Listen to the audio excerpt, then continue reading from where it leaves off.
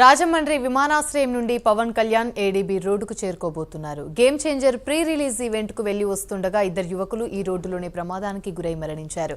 Kargil factory వద్ద ఈ నెల 4న రోడ్డు ప్రమాదం జరిగింది. ప్రమాదం జరిగిన రోడ్డును తాను పరిశీలిస్తానని పవన్ కళ్యాణ్ ప్రకటించారు. ఇక నుంచి ఏడీబీ రోడ్డులోనే తాను పిఠాపురానికి వెళ్తానని డిప్యూటీ సీఎం పవన్ కళ్యాణ్ తెలిపారు.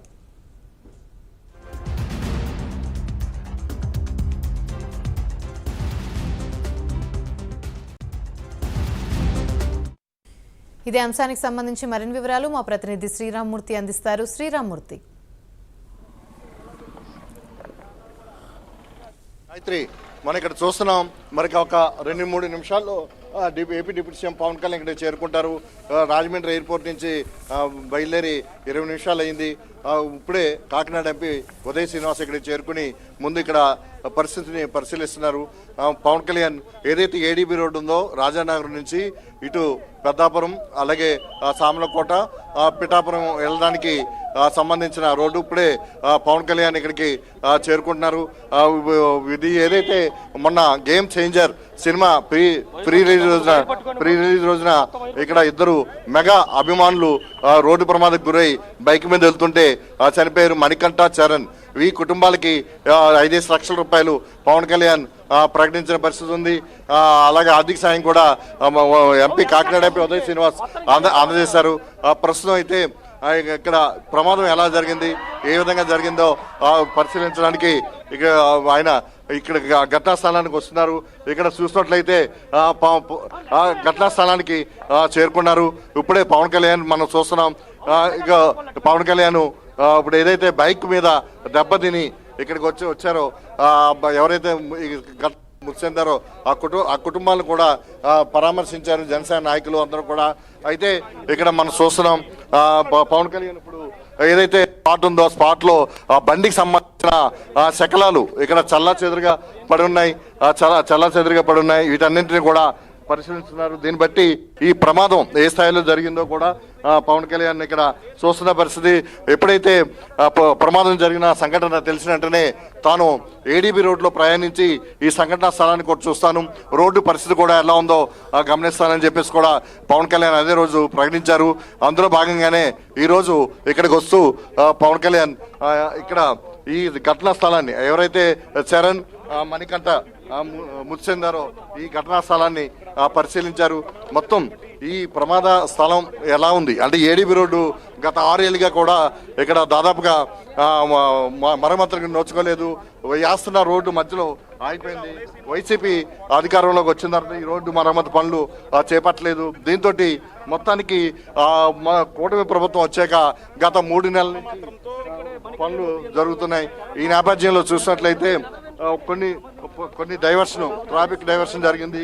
ఆ ట్రాఫిక్ డైవర్షన్ లో ఒకే మార్గంలో ఇక్కడ వాహనాలు వెళ్ళి వస్తూ ఉండడంతో కాస్త ఈ పరిస్థితి చోటు చేసుకున్న పరిస్థితి ఉంది. అంటే ఎదురుగుండా వస్తున్న I7 కొట్టడంతో ఈ ప్రమాదం జరిగింది అని పరిస్థితి ఉంది. ఇప్పుడు మనం చూస్తున్నాం. ఇప్పుడు పవన్ కళ్యాణ్ ముందుగా ప్రకటించిన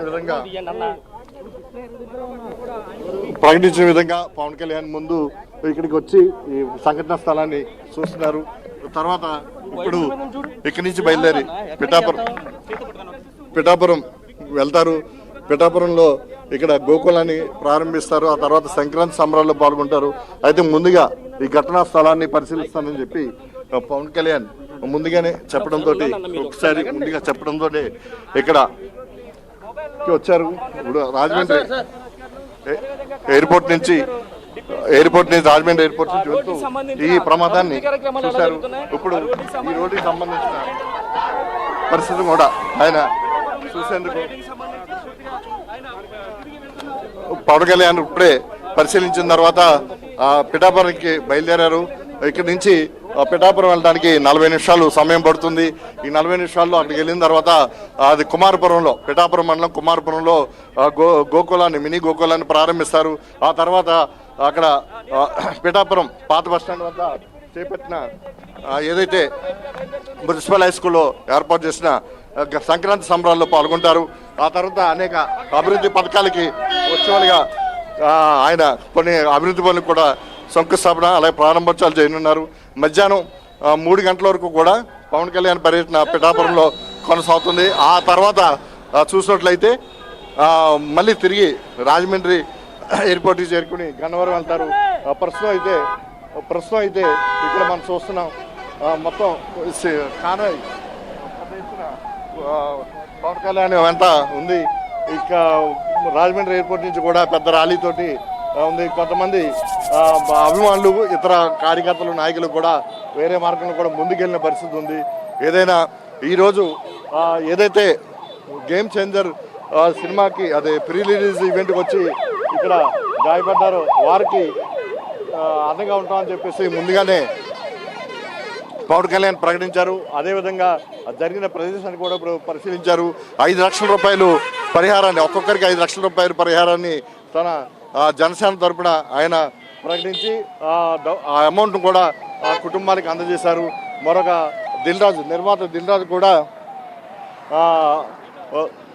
రాజు కూడా ఇక్కడ 5 లక్షల రూపాయలు మృతుల కుటుంబానికి ఇచ్చిన పరిస్థితి ఉంది.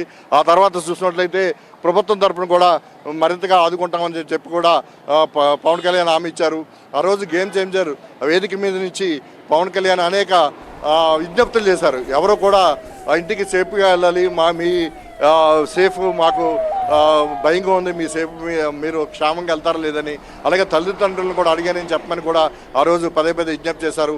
ఆ విధంగా ఇచ్చిన హామీ మేరకు ఈరోజు పవన్ కళ్యాణ్ రావడం, ఈ రోడ్లో పవన్ కళ్యాణ్ వస్తున్నారు అని తెలియగానే కొన్ని మరమ్మతులు కూడా చేశారు, కొన్ని గోతులు కూడా సరి చేశారు.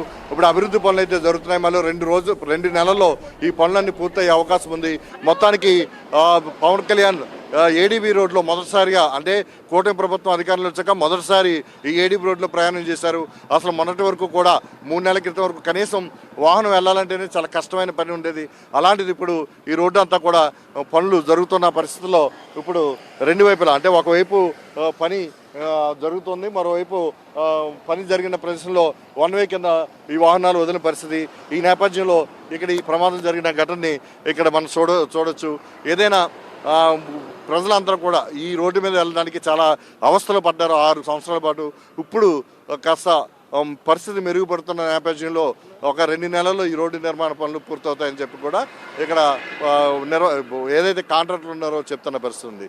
కెమెరామెన్ రామకృష్ణతో శ్రీరామూర్తి, రంగంపేట, ఒడిసిలేరు ప్రాంతం దగ్గర నుంచి. Right, thank you.